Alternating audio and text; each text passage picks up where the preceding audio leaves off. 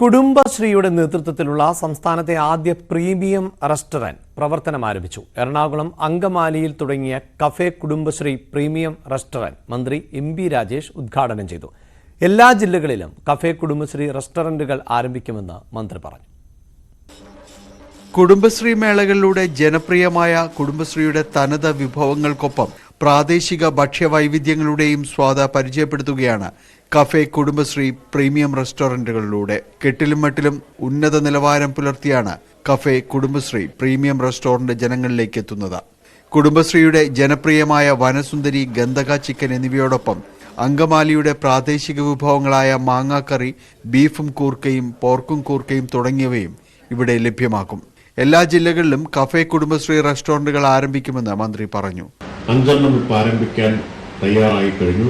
എല്ലാ ജില്ലയിലും May 17 Kudumbashree ദിനമാകുമ്പോഴേക്കും cafe കുടുംബശ്രീയുടെ റെസ്റ്റോറന്റുകൾ, പ്രീമിയം റെസ്റ്റോറന്റുകൾ നിലവിൽ വരും. രാവിലെ 11 മുതൽ രാത്രി 11 വരെയാണ് പ്രവർത്തന സമയം. 20ഓളം കുടുംബശ്രീ പ്രവർത്തകരാണ് ഇവിടെയുള്ളത്. ശുചിത്വം, മാലിന്യ സംസ്കരണം, പാഴ്സൽ സർവീസ്, ഓൺലൈൻ സേവനങ്ങൾ, ശുചിമുറി, പാർക്കിംഗ് തുടങ്ങി എല്ലാവിധ സൗകര്യങ്ങളോടെയാണ് പ്രീമിയം കഫേകൾ സജ്ജമായിരിക്കുന്നത്. ന്യൂസ് 18 കൊച്ചി.